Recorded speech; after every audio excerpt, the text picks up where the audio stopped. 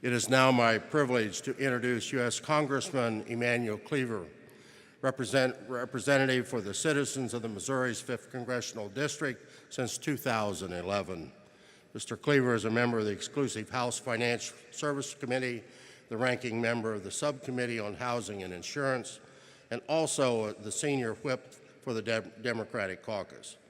Having served for 12 years on the City Council of Missouri's largest municipality, Congressman Cleaver was elected as Kansas City's first African-American mayor in 1991.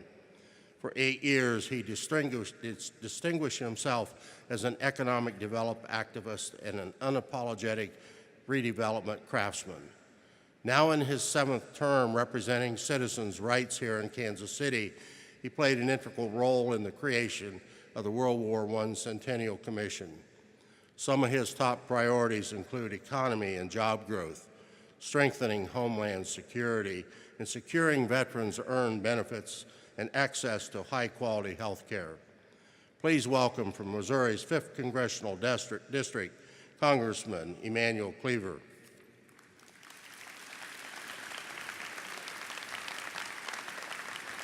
Good morning, sir.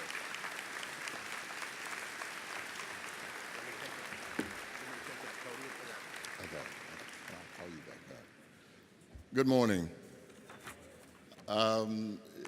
It is a pleasure to welcome you to Missouri's largest city, Kansas City, Missouri. I love saying that, especially for our neighbors down the highway.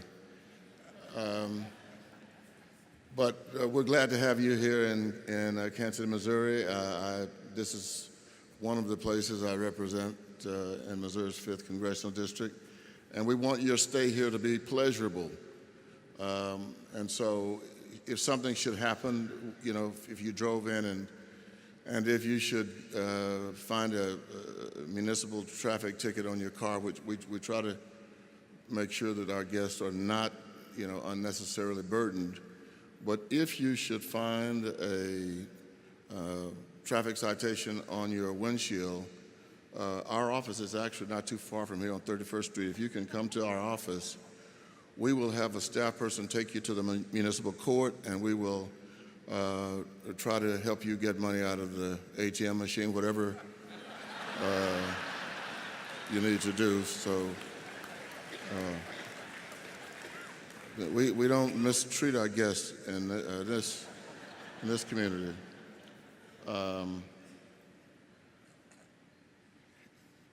Here in this congressional district, we're focused on multiple ways to remember and serve our veterans. And in working to ensure our veterans are remembered, Kansas City is the home of the National World War I Museum and Memorial. I introduced the legislation to create it. It took almost 5 years to get it approved by Congress, but we've been able to get it done.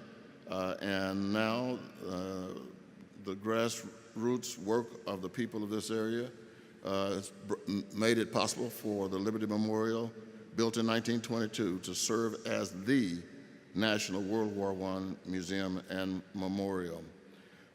Congressional designation of this memorial came just in time for the centennial anniversary of World War I. It was well past time a national memorial existed to honor those veterans. I could not believe when I was elected that we have a memorial to every war on the Washington Mall except World War I. And so now we do have one. It's located here in Kansas City. In working to serve our current veterans locally, I've witnessed the work of caring veterans who are combating veterans' homelessness by building the Tiny Home Village right here in Kansas City.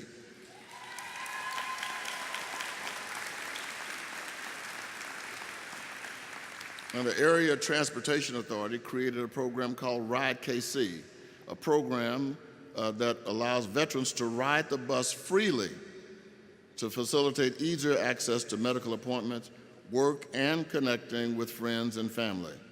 In addition to those 2 great new additions to the area, we will see the Kansas City VA Medical Center construct a Fisher House to support the families of veterans when their loved ones are sick.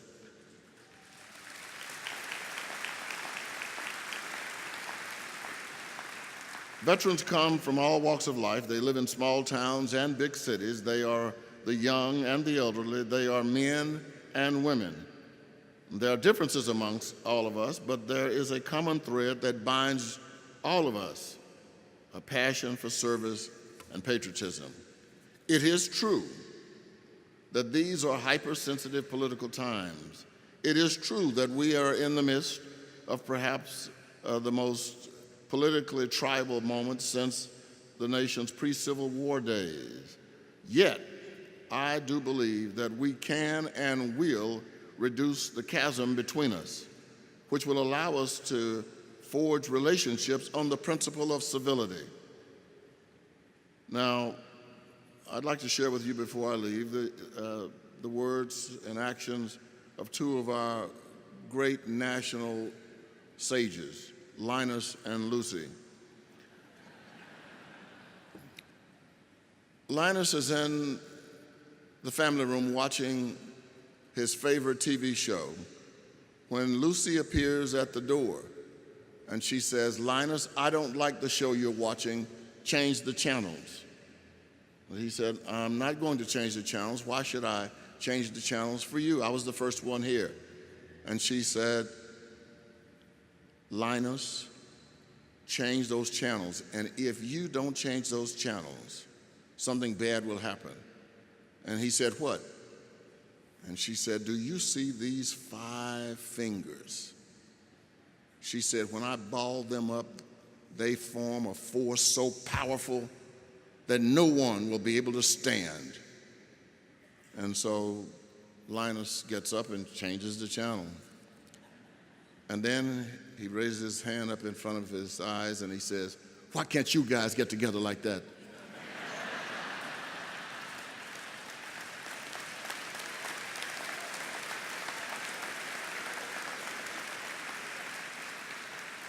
We will get together as a nation. We will. We owe that to you and those who fought to preserve our freedom. And so, let me just say as I close that your work for our country, the battlefields you've been on, helped give us freedom. And we must preserve it no matter what. I would at this time like to make a presentation to our commander, Chief Harmon.